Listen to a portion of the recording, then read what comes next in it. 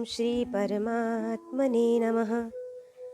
श्रीमद् भागवत रसामृत श्री रामचंद्र डोंगरे जी महाराज द्वारा रचित भागवत रहस्य का नया संस्करण।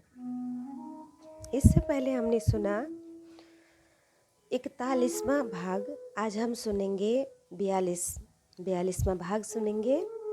भगवान रघुनाथ जी का प्रागट्य कैसे हुआ था, आज इसके बारे में श्रवण करेंगे विस्तार से। रघु राजा का पुत्र अज राजा का विवाह इंदुमती रानी के साथ हुआ। उनके घर जो बालक हुआ उनका नाम था दशरथ। इंदुमती के साथ अज राजा का विवाह हुआ था। उनके घर जो बालक हुआ उसका नाम था दशरथ। चक्रवर्ती सार्वभौम राजा श्री दशरथ जी अयोध्या में राज्य करते थे।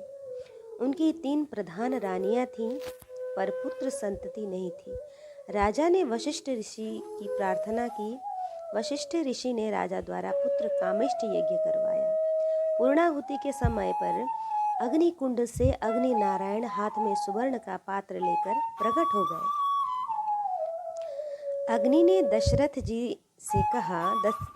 राजा से कहा, आपके घर 4 बालक होंगे, वे आपको अति सुख देंगे, वे आपका यश बढ़ाएंगे। यह प्रसादी पायस है। अग्नि नारायण ने दशरथ राजा को प्रसादी पायस दिया। राजा को आनंद हुआ। उन्होंने प्रसाद मस्तक पर चढ़ाया।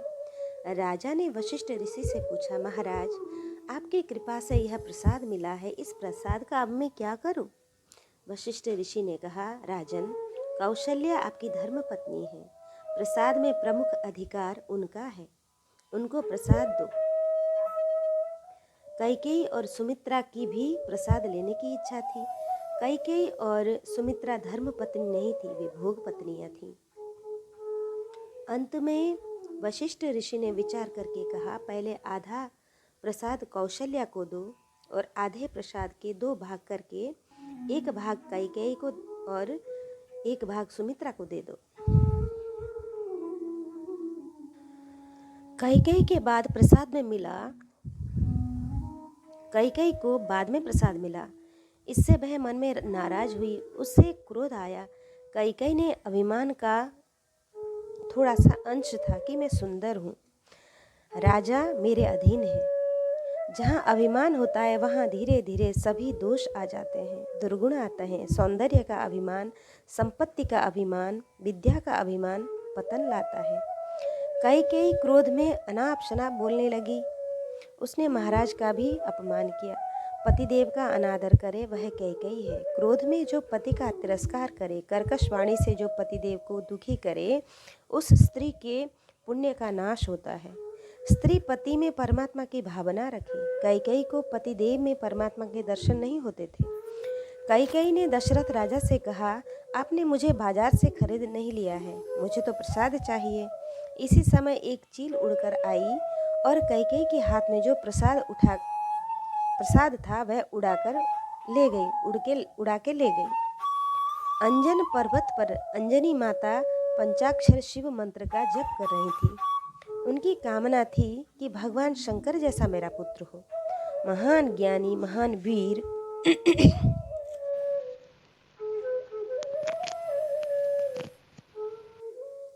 शिवजी की प्रेरणा से चील ने वह प्रसादी कैकेयी के हाथ से उठाया और अंजनी माता के हाथ में दिया। माता जी की आंखें बंद थीं। शिवजी ने ही मुझे यह प्रसाद दिया है, ऐसा समझकर अंजनी माता प्रसाद खा गईं। प्रसाद खाने पर उनके पेट में गर्भ रहा। नव मास परिपूर्ण हुए। परम पवित्र चैत्र मास शुक्ल पक्ष पूर्णिमा तिथि थी। ठीक सूर्योदय के समय पर श्री हनुमान जी का जन्म हुआ। श्री हनुमान जी महाराज की जय। श्री हनुमान जी महाराज प्रकट हुए हैं। आज श्री हनुमान जी का प्राकट्य हुआ है। वे जन्म से ही बलवान थे। जन्म के समय पर सूर्य का उदय हुआ था। उन्होंने उस सूर्य को लाल फल समझा। उन्होंने उस फल को पकड़ना चाहा। उन्हें बहुत भूख लग आई थी। इससे जन्म होते ही हनुमान जी एक बड़ी छलांग लगाकर सूर्य को फल समझकर खाने दौड़े। चारों ओर हाहाकार हो गया। इंद्र ने क्रोध करके हनुमान जी पर वज्र फेंका। इससे ही उनका दाहिना जबड़ा हनु टूट गया। तब से उन्हें हनुमान कहने लगे। पुत्र को घायल देखकर पवन देव को क्रोध आ गया। उन्होंने तीनों लोक में आना जाना बंद कर दिया। सभी देव घबराने लगे। पवन देव को प्रसन्न करने के लिए ब्रह्मा जी ने वरदान दिया, यह तुम्हारा पुत्र युद्ध में किसी शस्त्र अस्त्र से अच्छा होगा। हनुमान जी की लीला दिव्य है। इस ओर चील जब प्रसाद उठाकर ले गई तब कैकेयी को बहुत दुख हुआ, वह रोने लगी। कौशल्या जी को दया आ गई, प्रसादी में से थोड़ा भाग उन्होंने दिया। सुमित्रा ने भी थोड़ा भाग कैकेयी को दिया। प्रसाद खाने से तीनों रानियां सगर्भा हुईं। श्री रामचंद्र जी माता के पेट से बाहर नहीं आए हैं, वे तो बाहर से प्रकट हुए हैं। श्री कौशल्या जी को भ्रांति है कि मेरे पेट में गर्भ है, भगवान माता के पेट से बाहर नहीं आए हैं। श्री राम श्री कृष्ण का जन्म दिव्य है। भगवान ने गीता जी में कहा, जन्म कर्म चमय दिव्यम। वशिष्ठ ऋषि ने राजा से कहा, जो सगर्भा स्त्री की इच्छा होती है उसे पूर्ण करना पति का धर्म है। रानियों को प्रसन्न कीजिए, रानियां जो मांगे वह दीजिए। दशरथ राजा ने सुमित्रा से पूछा, महारानी आपकी क्या इच्छा है? सुमित्रा जी ने कहा, मेरे लिए यह स्वतंत्र महल है, मुझे इसमें रहना पसंद नहीं है। मुझे अब अलग नहीं रहना है। मेरी ऐसी इच्छा हो रही है कि मैं कौशल्या जी की सेवा करूं, तो ही मेरा कल्याण होगा। मुझे कौशल्या के पास उनके महल में उनकी सेवा में रखिए। वशिष्ठ ऋषि ने यह सुनकर कहा, राजन भविष्य बहुत सुंदर है, इनके पेट में कोई महापुरुष होगा, नहीं तो कौन सौत की सेवा करना चाहेगा? किसकी इच्छा होगी सौत की सेवा करना? यह कितना सुंदर कह रही है। कौशल्या जी के हृदय में परमात्मा पधारे हैं। माता जी की बोलने की भी इच्छा नहीं होती है, सारा दिन ध्यान करती हैं। दशरथ महाराज जब पधारते हैं तब वे ध्यान में हैं। दाहिना जंघा पर बायां पैर है और बाईं जंघा पर दाहिना पैर है। बाल उनके खुले हैं, दृष्टि नाक की नोक पर स्थिर है। नाक की नोक पर दृष्टि रखने वाले की दृष्टि स्थिर होती है। मन स्थिर होता है। कौशल्या जी ध्यान करते हुए तन्मय हुई है। दशरथ राजा पधारे हैं पर उन्हें ध्यान नहीं है। दशरथ राजा ने पूछा, महारानी आपकी क्या इच्छा है? गुरुदेव की आज्ञा से मैं आया हूँ। कौशल्या जी ध्यान में ऐसी तन्मय थीं कि उन्होंने राजा की बात न सुनी। दासी ने सावधान करके कहा, तब उनका ध्यान टूटा। जब राजा दशरथ ने पुनः पूछा तब उन्हें मालूम पड़ा। कौशल्या जी ने कहा, मैं तो अति आनंद में हूँ, मेरी कोई इच्छा नहीं है। जीव जब सुख भोगने की इच्छा रखता है तब से दुखी होता है। सुख भोगने की इच्छा ही महादुख है। कौशल्या जी ने कहा, आनंदमय श्री राम मेरे हृदय में है। अब बोलने की इच्छा नहीं होती, मेरी कोई सुख भोगने की इच्छा भी नहीं है, मुझे ध्यान करना है। वशिष्ठ ऋषि ने जब सुना तब कहा, राजन यह तो वेदांत के सभी सिद्धांत कह रही है, भविष्य बहुत सुंदर है। माता कौशल्या के हृदय में विराजमान परमात्मा की देव गंधर्व स्तुति करते हैं। जब श्री राम अयोध्या में प्रकट होने वाले हैं, अयोध्या शब्द का अर्थ विचारणीय है, शुद्ध, अति शुद्ध है। युद्ध न भवति इति अयोध्या, जहाँ युद्ध नहीं है उस स्थान को अयोध्या कहते हैं। हम जब अयोध्या में जाकर रहने लगे तो वहाँ पर बहुत भीड़ हो जाएगी, वहाँ के साधु संतों में त्रास पहुँचेगा। प्रभु ने आपको घर दिया है, घर को ही अयोध्या बनाइए।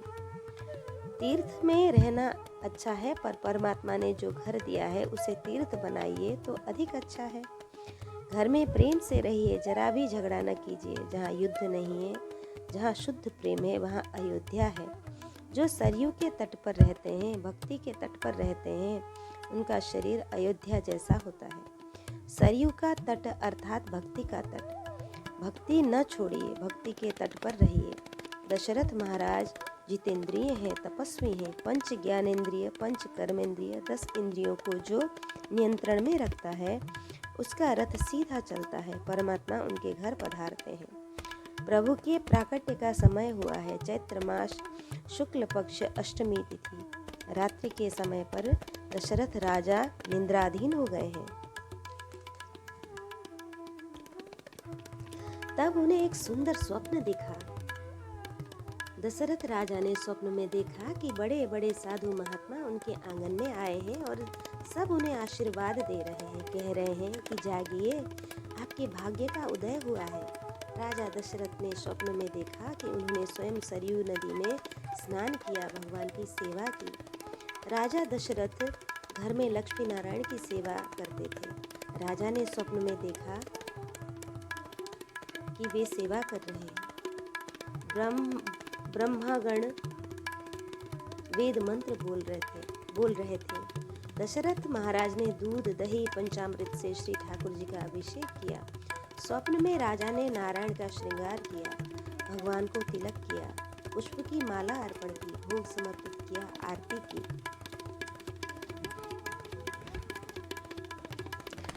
अपने स्वप्न में जब आप भगवान की समुचित सेवा करें तब समझ लीजिए कि अब आपके भाग्य का उदय हो रहा है। दशरथ राजा स्वप्न में नारायण की आरती कर रहे थे। दर्शन में उन्हें बहुत आनंद आया। ठाकुर जी मंद मंद हंस रहे थे। आज ठाकुर जी बहुत प्रसन्न दिख रहे थे। ऐसा लग रहा था कि अभी बोलेंगे। और उसी समय राजा दशरथ ने देखा कि ठाकुर जी के श्री अंग से दिव्य प्रकाश निकल रहा है और कौशल्या के पेट में गया। दशरथ राजा ने स्वप्न में देखा कि परमात्मा ने कौशल्या के पेट में प्रवेश किया है। दशरथ राजा जागे। आज की सुबह कितनी मधुर है, आज का स्वप्न कितना सुंदर था।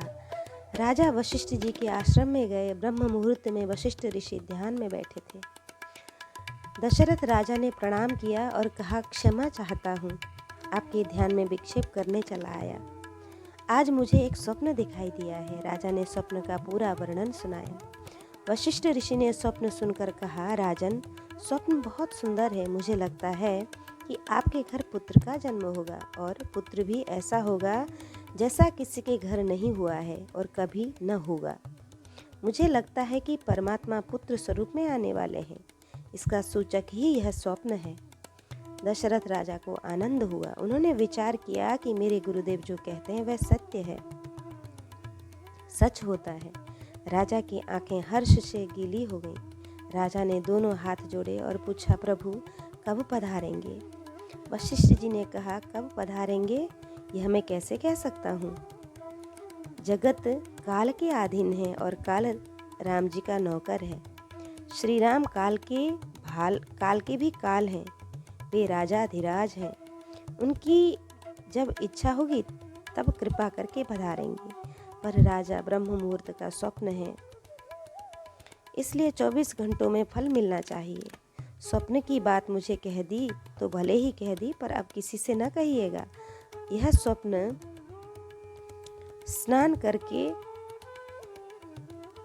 स्वप्न किसी से न कहिएगा। अब स्नान करके जप करने बैठिए। थोड़े ही समय में आनंद की वार्ता सुनेंगे। श्री गुरुदेव की आज्ञा हुई। रामनवमी का प्रातः काल पूर्ण हुआ। आज सुवर्ण का सूर्य उदित हुआ है। कौशल्या माता सुबह से ध्यान में तन्मय है। कौशल्या माता ने नौकरों दासियों को आज्ञा दी कि आप सब बाहर जाइए, मुझे एकांत में ध्यान करना है। जब तक मैं न बुलाऊं किसी को भीतर नहीं आना है। सब बाहर गए। अकेली कौशल्या माता ध्यान में तन्मय हुई है। आज विरक्त साधु, सन्यासी, महात्मा, महापुरुष सभी अयोध्या में पधारे हैं।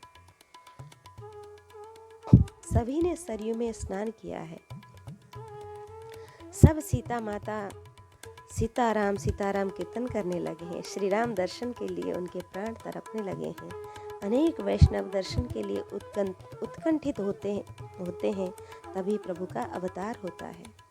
भगवान शंकर कैलाश धाम छोड़कर अयोध्या में पधारे हैं। वृद्ध ब्राह्मण का रूप धारण किया है। 4 वेद शिवजी के 4 शिष्य बनकर आए हैं। भगवान शंकर के इष्ट देव बालक श्री राम है। शिवजी को बाल स्वरूप बहुत प्रिय है। शिवजी बालक राम का ध्यान करते हैं, श्री राम नाम जप करते थे। शिवजी महाराज अयोध्या की गलियों में घूम रहे थे श्री राम दर्शन के लिए। उनके प्राण तड़प रहे थे। शिवजी सोच रहे थे कि कौशल्या जी के महल में जाऊंगा। कौशल्या जी को राम कहते हैं, मेरा नाम सदाशिव जोशी है। ज्योतिष शास्त्र में प्रवीण हूँ। परम पवित्र समय प्राप्त हुआ है। दसों दिशाएं प्रसन्न हैं। मंद सुगंध शीतल हवा चल रही है। देवगण आसमान में तड़िंग तड़िंग डिंग डिंग तड़िंग तड़िंग दुंदुभी बजा रहे हैं। साधुओं का मन आज शांत है। अग्निहोत्री ब्राह्मणों के घर में अग्निकुंड में विराजमान। अग्निदेव भी कुंड से बाहर निकल आए हैं। अग्निदेव भी अग्निकुंड से बाहर निकल आए हैं। वे भी श्री राम के दर्शन के लिए तड़प रहे हैं। चैत्र मास शुक्ल पक्ष परिपूर्ण नवमी तिथि पुनर्वसु नक्षत्र का सुयोग है। मध्याह्न काल में माता कौशल्या के सम्मुख चतुर्भुज स्वरूप में प्रकट हुए। जय जयकार हो गया। चारों ओर प्रकाश फैल गया और प्रकाश में कौशल्या माता को चतुर्भुज नारायण के दर्शन हुए। चतुर्भुज का अर्थ है चारों ओर से अपने भक्तों के दर्शन करने वाले। ब्राह्मण, क्षत्रिय, वैश्य, शूद्र किसी भी वर्ग के हों, राम जी की सेवा करें, श्री राम नाम के जप करें तो उनके धर्म, अर्थ, काम, मोक्ष चारों पुरुषार्थ परमात्मा कर देते हैं। पुरुषार्थ परमात्मा ही कर देते हैं। राम जी की सेवा करें, श्री राम जी के नाम जप करें तो उनके धर्म, अर्थ, काम, मोक्ष चारों पुरुषार्थ परमात्मा करते हैं। चतुर्भुज स्वरूप के दर्शन करते हुए कौशल्या माता को बहुत आनंद आने लगा है। सोचने लगी कि कैसा सुंदर दिव्य स्वरूप है, मेरे लिए प्रकट हुए हैं। श्री कौशल्या जी की प्रार्थना की है कि दुहिकर जोरी अस्तुति तोरी, केहि विधि करो अनंता, जय शिशु लीला अति प्रियशीला, यह सुख परम अनूपा। बहुत सुंदर स्वरूप है, पर लोगों को आशंका होगी कि ऐसा बड़ा और 4 हाथ वाला पुत्र कैसे हुआ। आप 2 हाथ वाले बनिए, आप बालक बनिए। आपको मैं गोद में खिलाऊं, आपको दूध पिलाऊं, आप माँ माँ कहकर पुकारें, ऐसी बाल लीला आप कीजिए। माता जी को स्वरूप का बोध कराकर चतुर्भुज स्वरूप अंतर्ध्यान हुआ और 2 हाथ वाले बालक श्री राम प्रकट हुए हैं। कौशल्या माता को अति आनंद हुआ है। उन्होंने बालक को गोद में उठा लिया है। बालक राम का श्री अंग मेघ सा श्याम है, माखन से भी कोमल है। राम जी की आंखें कमल सदृश विशाल हैं, रेशम से मुलायम बाल हैं। मेरे राम को नजर न लग जाए, ऐसा सोचकर नारायण नारायण नारायण नारायण का स्मरण करते हुए माता आरती उतारती हैं। एक दासी को मालूम हुआ कि कुछ गड़बड़ जैसा लगता है। वह दौड़ती दौड़ती आ पहुंची। चारों ओर प्रकाश है और प्रकाश में कौशल्या की गोद में सोए राम जी के दर्शन हुए। उसे भीतर जाने के लिए निकली कि दासी को ऐसा लगा कि वह आनंद सरोवर में प्रविष्ट हो रही हैं। इसके रोम रोम से आनंद प्रकट हुआ। श्री राम के दर्शन से दिव्य आनंद प्रकट हुआ। दासी ने हाथ जोड़े, उसकी पलकें हिल रही थी। दासी अपलक देख रही थी। कौशल्या माता ने देखा कि एक दासी आई है। माता के गले में नवरत्न जटित हार था। माता ने हार उतारकर दासी को पुरस्कार रूप में दे दिया। दासी को दर्शन में ऐसा आनंद आ रहा था कि उसकी हार लेने की भी इच्छा नहीं होती थी। कौशल्या जी ने आग्रह किया, आप सभी के आशीर्वाद से बालक हुआ है, आज तो यह भेंट लेनी ही पड़ेगी। तुम जो मांगना चाहती हो, तुम जो लेना चाहती हो, तुम लो। तुम जो मांगोगी मैं तुम्हें आज दूंगी। दासी ने कहा, माँ, मैं हार लेने नहीं आई हूँ, मैं राम लेने आई हूँ। लाला को 2 मिनट मेरी गोदी में दीजिए। कौशल्या माँ ने दासी को पास में बिठाकर उसकी गोद में राम जी को अर्पित किया। हजारों वर्षों से यह जीव ईश्वर से बिछुड़ गया है। आज दासी का ब्रह्म संबंध हुआ। दासी ने बालक राम को हृदय से लगा लिया। जीव ईश्वर एक हुए। दासी की समाधि लग गई। अति आनंद हुआ। एक दिन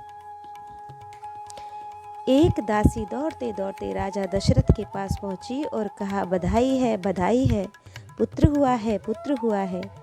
दशरथ राजा ने सुना, उन्हें याद आया कि गुरुजी ने कहा था 24 घंटों में आनंद के समाचार मिलेंगे। दशरथ ने पूछा, बालक कैसा है? दासी ने हाथ जोड़े कहा, बालक कैसा है कोई वर्णन नहीं कर सकता है। वे अनिर्वचनीय है, अति सुंदर है। हमारे घर में विराजमान ठाकुर जी जैसा दिखाई देता है। ठाकुर जी सी उसकी आंखें हैं, श्री अंग मेघ सा श्याम है। वे कैसे हैं? गिरा अनयन, नयन बिनु बानी। श्री राम के स्वरूप का वर्णन वेद भी नहीं कर सकते हैं। दासी क्या कहेगी? सेवक राजा को सरयू के तट पर ले गए। दशरथ ने सरयू को वंदन किया है और फिर स्नान किया। आज वृद्धावस्था में पुत्र जन्म के निमित्त स्नान करने का सुयोग आया है। सेवक राजा का श्रृंगार करने लगे। आज तक दशरथ राजा ने कभी श्रृंगार नहीं किया था। घर में पुत्र के बिना राजा बहुत दुखी रहते थे। उनका ऐसा नियम था कि घर पर आने वाले साधु, ब्राह्मण या गरीब को आसन पर बैठाकर सुंदर भोजन देते थे, सुंदर वस्त्र आभूषण देते थे। वे औरों के श्रृंगार करते थे। दशरथ राजा बहुत प्रेममय थे, बहुत उदार थे। कभी तो घर के दास को आसन पर बैठाकर वस्त्र आभूषण देते थे, उसका सम्मान करते थे। इससे ही उन्हें सबके आशीर्वाद मिले थे। जिसे सबों के आशीर्वाद मिलते हैं उसके घर सर्वेश्वर पधारते हैं। आज सब सेवक आग्रह करने लगे, आज आपको श्रृंगार करना पड़ेगा। आज आप इनकार करें तो यह अच्छा नहीं है। आज हम बहुत बड़ा उत्सव करने वाले हैं। सारी अयोध्या नगरी को सुशोभित किया गया। दशरथ राजा का श्रृंगार किया गया। उन्हें सुवर्ण के आसन पर बिठाया गया। वशिष्ठादि ऋषि वहाँ आए। गणपति जी महाराज की पूजा हुई। पुण्यान्न वाचन हुआ। नांदी श्राद्ध में पितरों की पूजा की गई। दशरथ राजा ने गरीबों को, ब्राह्मणों को बहुत सा दान दिया है। इतना दान दिया कि दान लेने वाला कोई रहा ही नहीं। सुवर्ण कटोरी में शहद रखा गया। वशिष्ठ ऋषि ने वेद मंत्र का पठन कर मधु को अभिमंत्रित किया। ऋग्वेद, यजुर्वेद के मंत्र बोलते हैं, बालक का आयुष्य बढ़े, बालक का बल, बालक का तेज बढ़े। शहद को अभिमंत्रित करके राजा दशरथ के हाथ में दिया गया। राजा को उन्होंने समझाया, आपको अब भीतर जाना है। अपनी अनामिका उंगली से बालक को शहद चटाना है। श्री गुरुदेव की आज्ञा हुई। इससे हाथ में शहद की कटोरी लेकर दशरथ राजा श्री राम जी के दर्शन करने लगे। आज कौशल्या के महल में बहुत भीड़ हुई है।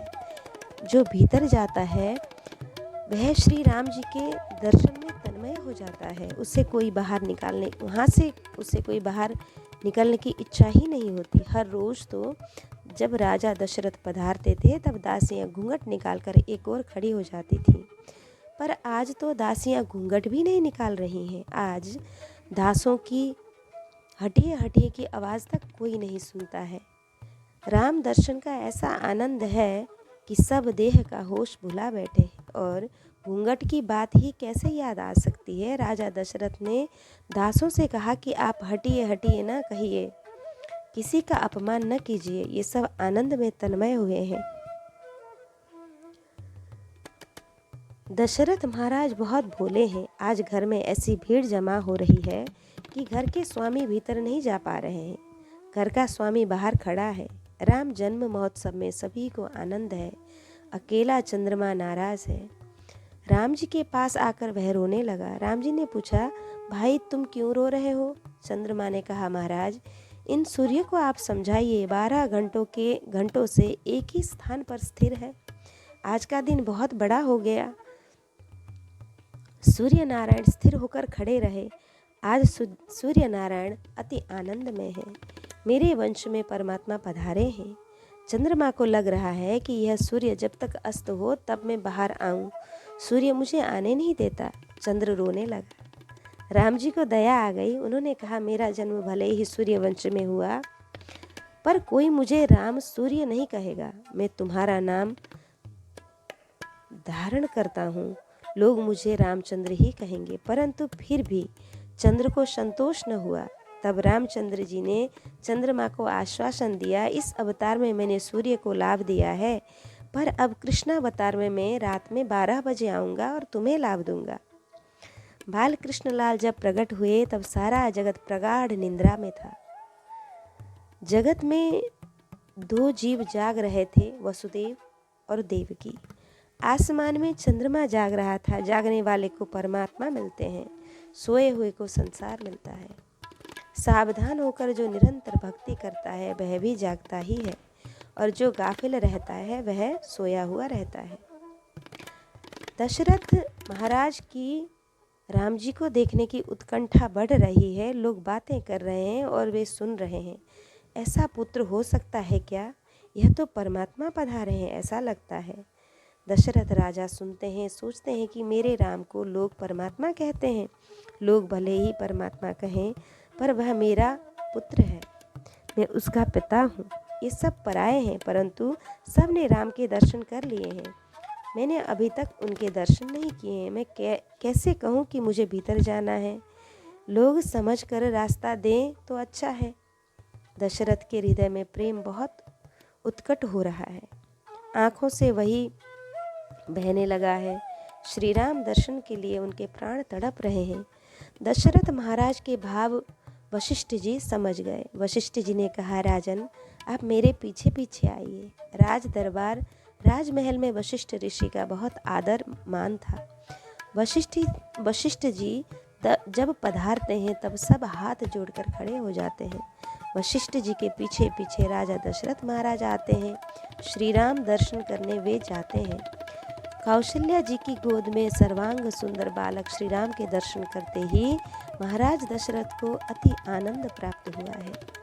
श्री राम और दशरथ की आंखें मिली हैं और तब बालक राम होठों में हंसने लगे हैं। दशरथ महाराज को अति आनंद हुआ। इतने लोग आए पर हंसता न था, मुझे देखकर हंसने लगा है। मुझे पहचान रहा है कि मैं उसका पिता हूँ, यह बालक मेरा है। दशरथ जी ने वशिष्ठ ऋषि से कहा, मैं शहद चटा रहा हूँ, आप कोई मंत्र पाठ कीजिए।